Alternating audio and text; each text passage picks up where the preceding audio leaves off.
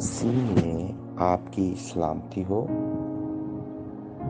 آج ہمارا ٹاپک ہے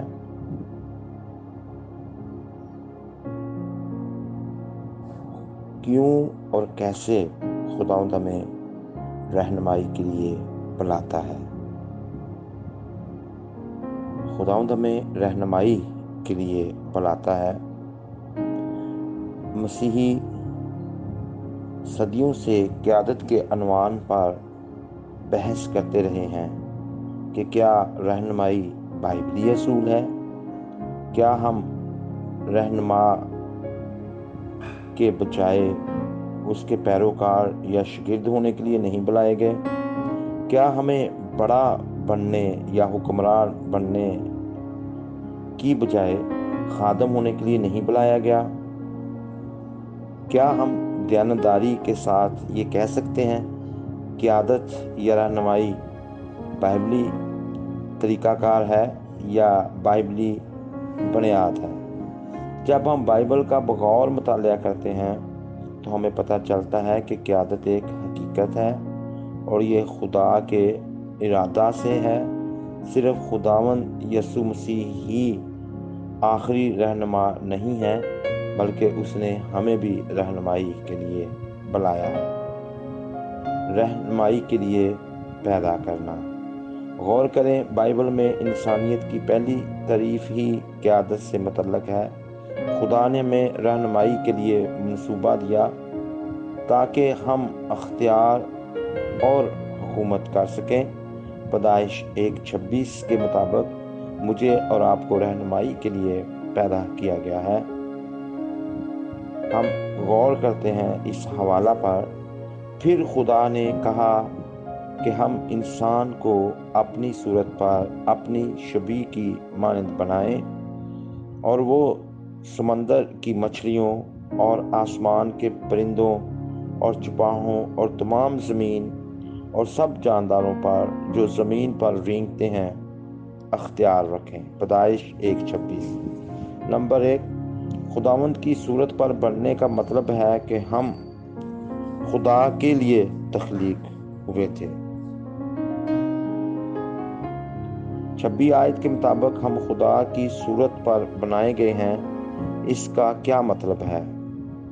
ایک پہلو تو ہمیں اس سے اگلے حصے میں ملتا ہے اور وہ ان پر اختیار رکھیں۔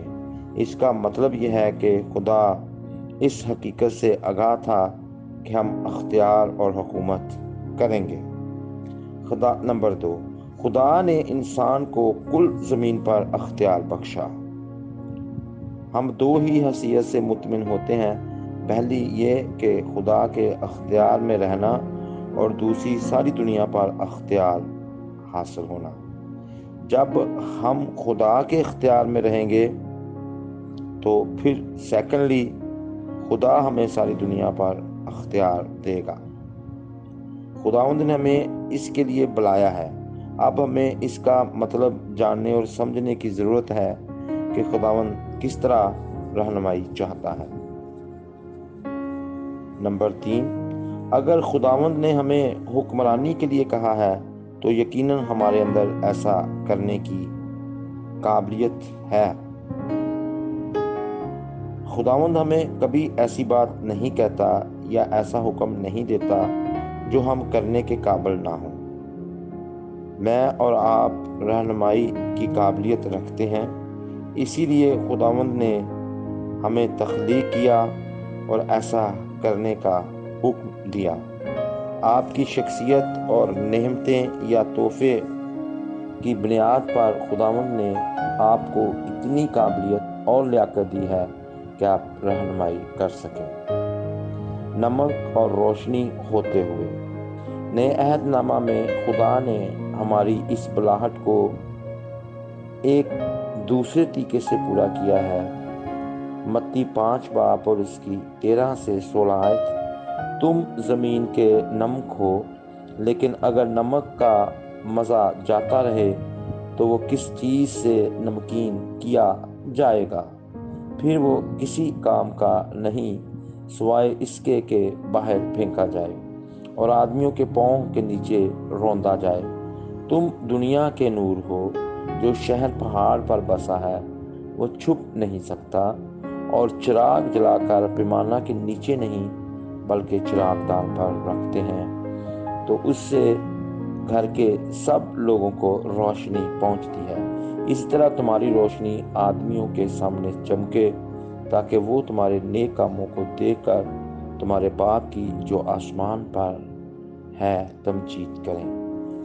تو اگر ہم چاہتے ہیں کہ ہم رہنمائی کریں، تو جو خدا کی طرف سے ہمیں یہ برکت ملی ہے، جو خدا کی طرف سے ہمیں یہ اختیار ملا ہے، تو ہمیں پہلے خدا کے تابع ہونا چاہیے، اور ہمارے کام جو ہیں وہ نیک ہونے چاہیے۔ لوگ ہمارے اندر نیک کاموں کو دیکھیں، تو پھر ہی ہمارے باپ کی تمجید ہوگی اور اس کے نام کو جلال ملے گا۔ جو کھانا ہم کھاتے ہیں، نمک اس میں تاثیر پیدا کرتا ہے۔ وہ گھر جہاں ہم رہتے ہیں اس میں روشنی تاثیر پیدا کرتی ہے۔ یسوع مسیح ہمیں بلا رہا ہے تاکہ وہ ہماری بلاہٹ میں تاثیر پیدا کرے، اور جہاں کہیں بھی ہم جائیں وہاں روشنی چمکے۔ پولس رسول اس بلاہٹ کو بڑی سنجیدگی سے لیتے ہیں جب وہ کہتے ہیں، پس ہم خداوند کے خوف کو جان کر آدمیوں کو سمجھاتے ہیں اور خدا پر ہمارا حال ظاہر ہے۔ دوسرا کرنتھیوں 5:11۔ تو ہم ان سب چیزوں کو جانتے ہیں خدا کے کلام کے وسیلہ سے، اور جب ہم نیک کام کرتے ہیں تو پھر آسمانی باپ کی تمجید ہوتی ہے، اور ہمیں خدا کے کلام کو جس کو روشنی کہا گیا ہے، یہ ہمیں دوسروں تک پہنچانا ہے، اور پھر ہی جو دوسرے لوگ ہیں وہ اس کلام کی روشنی میں آ سکتے ہیں، کیونکہ نور جو ہے وہ تاریکی میں چمکتا ہے۔